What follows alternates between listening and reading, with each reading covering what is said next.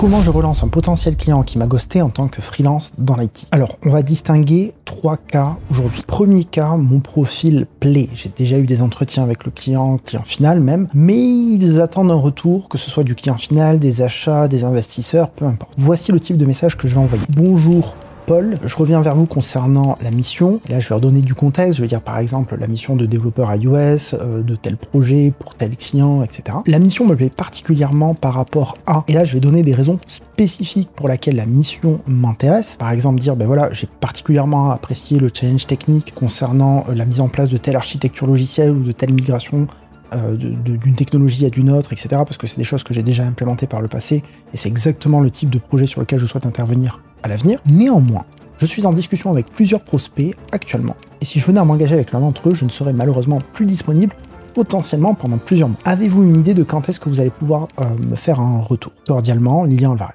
Tout simplement. Là, on va jouer sur le biais cognitif d'aversion à la perte en disant qu'on a d'autres contacts, donc il se pourrait qu'on soit pas disponible.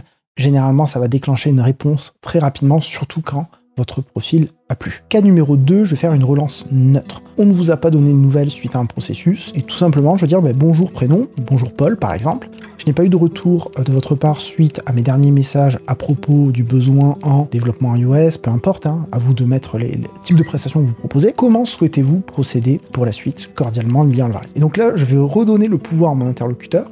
C'est toi qui dictes un petit peu la suite du processus, donc à toi de me dire comment est-ce que tu souhaites procéder, ce qui généralement va déclencher une réponse merci pour la relance, finalement on va pas travailler avec toi, ou finalement on a besoin de telle information, en fait on est inquiet par rapport à cet aspect-là, etc., etc.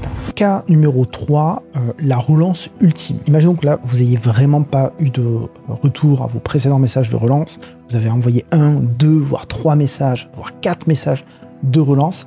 Alors qu'est-ce que vous allez dire? Tout simplement une seule phrase. Pas de bonjour, pas de cordialement, rien du tout, juste avez-vous abandonné le recrutement d'un développeur iOS? Ou bien avez-vous abandonné votre projet de développement d'applications mobiles? Pourquoi ce type de message fonctionne? Tout simplement parce que déjà, personne n'aime abandonner. Si votre interlocuteur a toujours un projet en cours, il vous répondra en vous donnant les raisons de son silence. Et s'il vous donne pas de nouvelles, de toute façon, c'est que le projet a capoté ou alors qu'il n'a pas décidé de travailler avec vous. Maintenant, quels sont les canaux à utiliser lorsque vous allez relancer? Déjà, il faut savoir une chose, c'est que plus vous multipliez les canaux de relance, plus vous avez des probabilités d'avoir un retour.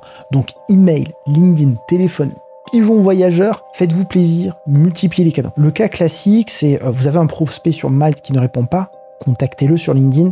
Je vous assure que ça marche. Moi, j'ai plein de clients qui retrouvent des missions comme ça en recontactant la personne sur LinkedIn parce qu'il se faisait spammer sur Malte avec tous les freelances qu'il avait contactés. Maintenant, une bonne question à se poser, c'est comment éviter de se faire ghoster? Déjà, travaillez votre posture en entretien. Préparez des questions pertinentes à poser. Faites des recherches en amont du rendez-vous sur votre client.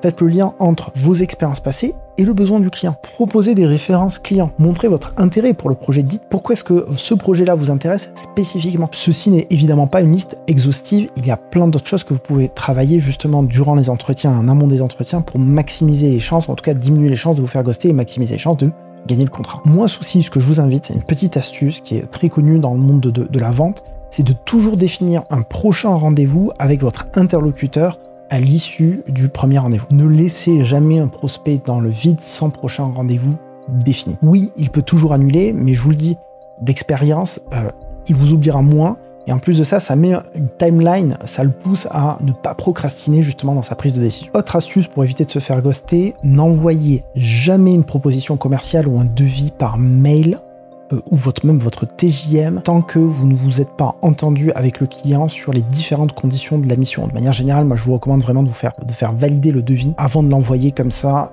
parce que vous risquez de vous faire ghoster, surtout si vous êtes trop cher. Souvent, votre interlocuteur il ne prendra pas le temps d'aller plus loin. Ou alors, moi ça m'arrive, puisque j'embauche régulièrement des freelances, de pas comprendre le devis, d'avoir l'impression qu'il manque des éléments, on m'a fait une promesse, elle est pas dans le devis.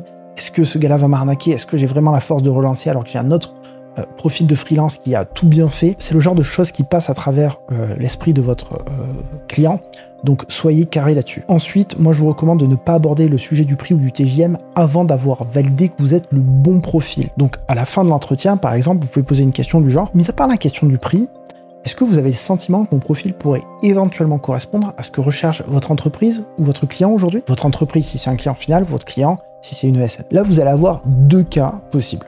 Soit la personne elle va avoir des inquiétudes et donc vous allez le ressentir dans sa réponse, ou alors elle n'a pas d'inquiétude et elle est convaincue que vous êtes le bon profil. Si elle a des inquiétudes, creusez. Si elle n'a pas d'inquiétude, annoncez votre prix. Si vous demandez qui je suis, sachez que voilà, je suis développeur iOS en freelance depuis 2018, j'ai fait plus de 200 000 € de chiffre d'affaires en 2022 et plus de 175 000 en 2023. C'est public, je peux pas vous raconter des histoires, mes comptes ont été publiés, vous pouvez les retrouver sur société.com, sur papers.fr, et ça ne compte pas en mon activité de formateur puisque j'accompagne des freelances, c'est uniquement mon activité de consultant, vous pouvez retrouver même mes sociétés sur ces mêmes sites.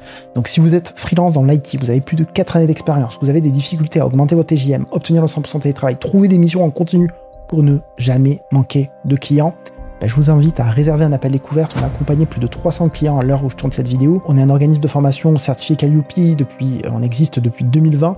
Donc si vous êtes curieux, cliquez sur le lien en description, vous verrez des dizaines et des dizaines de témoignages de gens qu'on a accompagnés. Vous pourrez même les contacter parce qu'il y aura le nom et prénom, donc ce ne sont pas des faux témoignages. Sinon, moi je vous dis à la prochaine vidéo, il n'y a aucun souci.